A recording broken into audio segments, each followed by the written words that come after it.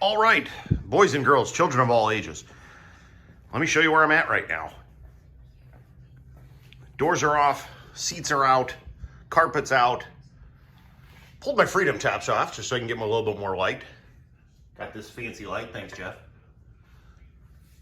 I know I was gonna show you guys how to pull the doors and pull the seats, but I figured if you're a Jeep owner and you don't know how to do this, well, you better stop right now and take it to somebody that does. So let's get moving. Guys, here's a little tech tip that I've acquired over my years of taking cars apart. Put your stuff in piles. You know, passenger side carpet, passenger side mat, passenger side seat bolts, all my little plastic retaining clips, my seat belt bolt that holds on. Where the heck is it? Why am I trying to show? Oh, it's the wrong side of the seat. But spin back what you can. Okay, so under the hood, we're going to start here. Total integrated power control module, aka your fuse box, your battery, this whole battery tray, all your hoses and air box and everything. Gotta clean that filter. Everything's got to go. Let's get it going. Guys, this is what I was trying to tell you on the seat. You know, you got this 13 millimeter right here holding on your power wire to your tipping module. But once you take this off, take your nut, screw it back on there. It'll make things a lot easier when you're trying to reassemble stuff and find little parts and pieces. This is expensive. Does everything in your Jeep, so put it somewhere safe. I'm gonna take it and stick it right here on my toolbox so you don't step on it, or when my father comes over later, he doesn't accidentally smash it with a hammer. Okay, the tray is out. Some people are going to ask, why'd you do this, Mike? Well, this big wiring harness right here has got to get snaked through the dash, because this connects the dash to that tipping module. Plus, it's going to be easier to get the heater core lines off of the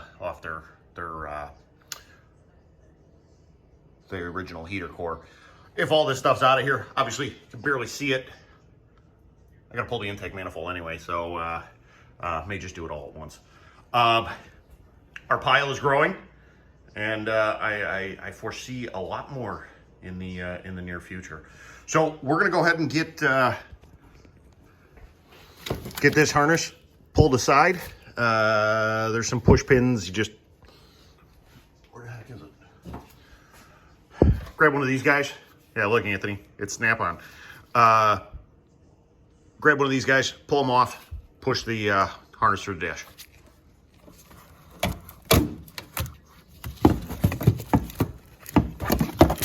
Start feeding it through. All right, guys, we're gonna go back inside the Jeep now. So much easier with outdoors. We're gonna start pulling that center console. I gotta pull my my steering wheel and steering column. Might as well turn my handy dandy light on from Mr. Jeff. Super nice. And maybe I'll give my daughter all my change that I find. Let's get that center console out. Got some bolts and screws all along the side here. And I put aftermarket heated seats in my Jeep, so we'll have to pull those switches as well.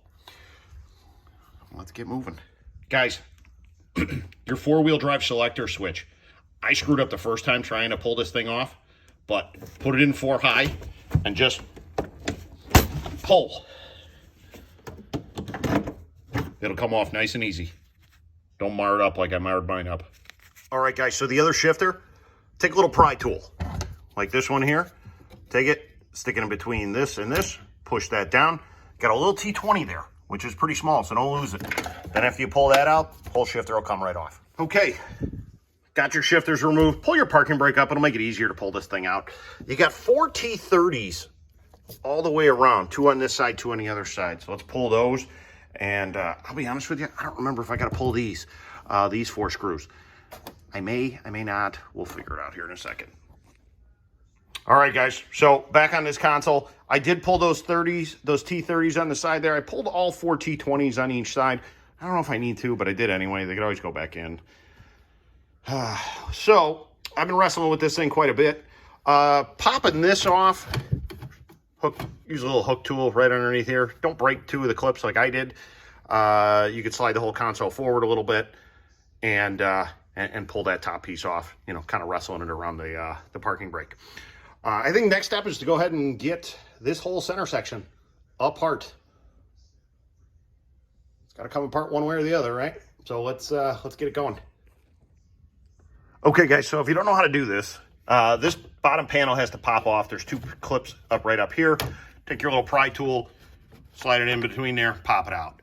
Next, this top piece. Start in the back corner. Pop it up, and then just pop it off. Then, if it ever comes off, there we go. Got 7 millimeters. Here, down here, and down here, and this whole front top panel will come straight off. All right, guys, so we got our 4 7mm out of the way. Like I said, this whole front panel pops right off. And I want to show you something real fast. A lot of these factory-style connectors have this little red safety mechanism on here. And honestly, all you got to do is just pop it up, and then you can pull your harness off. This is my power windows harness. Just a safety way to make sure road vibrations don't start unplugging your connectors. Way to go, Chrysler. Okay, guys, so here's another little fun fact. My wife loves fun facts, by the way. Taking screws out of the radio, those 7mm screws. Look at this. Fully sealed up on this side, fully sealed up on this side. And where did the screw fall? Can you guys see it? Right there. So we're gonna play Operation. You guys remember that game, Operation? Let's see if I can use this.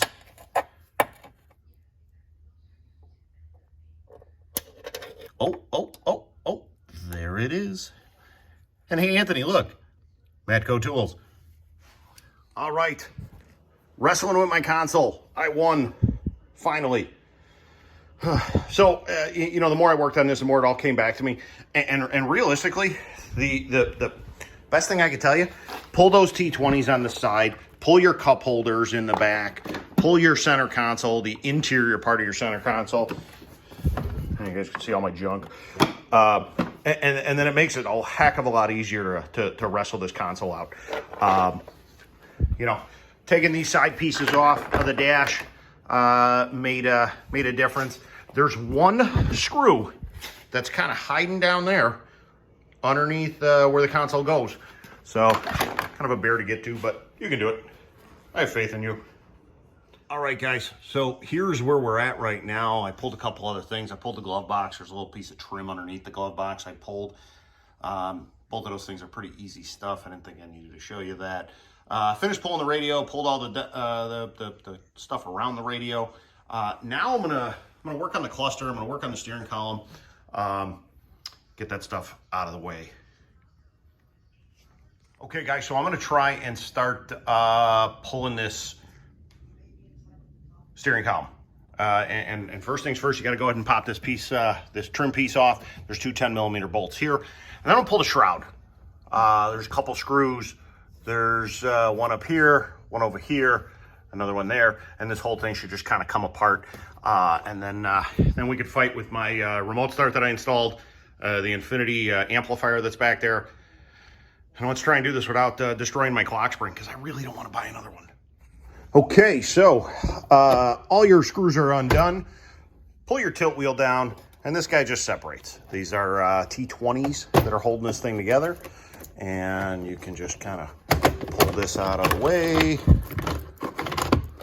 There's that, and then you got this one here as well. That kind of, oh, look at that. Probably helps to get my keys out of there. All right, guys, a little bit more progress. And guys, I apologize for not being able to just let the camera roll while I'm doing this. I'm a one-man show right now, so maybe I got to get a tripod or something, or hire somebody to hold my phone. All right, so got this shroud cover off. Like I said, 3 screws, kind of wrestle it off. You're good to go. There's the 2 screws for that plate. This bottom panel just pulls off. My fancy Infinity Gold amplifier, 1 10mm screw, bolt right there, and then it pulls out. Got a couple connectors, no big deal. Next is that steering column. So stay tuned. All right, guys. So as we're progressing, our pile is growing. Looks like a Jeep threw up in my garage so far. But listen, I've been taking the cars apart a long time, and a lot of things I like to do is if I can't put something back where it goes, or at least I'll put it right next to it. You know, for example, there's my shroud. There's all my shroud stuff. There's my bolts for the plate. If we come over here to my center console, all those screws I took out of the center console, right there. My shifters, right there. So when it comes time to put this thing back together, you actually can put stuff back where it goes. I know, interesting concept. All right, guys. So I'm at a point where I'm going to pull this steering column, but I figured I'd stop and take a second to see. I've said the word clock spring a few times, and if for anybody that doesn't know what a clock spring does, it'll keep your horn, it'll keep your airbags, it'll keep your cruise control, everything that connects to your steering wheel. If you got a car with steering wheel controls as far as radio goes, for that to be able to move, it needs to have a connection. And the clock springs are pretty intricate. It's going to throw a check engine light, airbag light, whatever it is, if you don't take care of it. So what I have done is took a couple bungee cords, bungee corded it to this, so that wheel is not going to move when I go ahead and pull the column out. Pulling the column, we got a 13 millimeter on the steering shaft, and we got 4 13 millimeters all over the place as far as that holding the column in. There is this one bracket that I had to pull and move out of the way. Other than that, let's get this thing out. Right. There is my steering column in all its glory. Got my keys hooked up there so I don't lose those. And then, speaking about losing things, take all your bolts, put them right there. Take that bracket we took off, put it right there. So now you know where bolts are and brackets go when you go to reinstall that steering column. And if we look at the Jeep, hell, let's make it a mail truck. Put the steering wheel on the other side. All right, boys and girls. What did I get myself into? And sadly, I'm not even halfway done taking stuff apart. So steering column is out. All the wiring harnesses just really unclipped and ready to go. Instrument cluster, a lot easier to get out when there's no steering column. If we look over here on the ground in all its glory, there is my steering column. All the bolts and everything associated to go with it is right here. Make it real nice and easy for it to go back. There's my cluster. And our parts pile is definitely growing. Hey guys, thanks for tuning in today. Thanks for watching. I appreciate it. Hopefully I taught you something or made you laugh or wondered why the hell am I doing this. Leave me any questions in the comments, like, subscribe. Tune in next time for where the hell did this come from? Thanks for watching. Take it easy.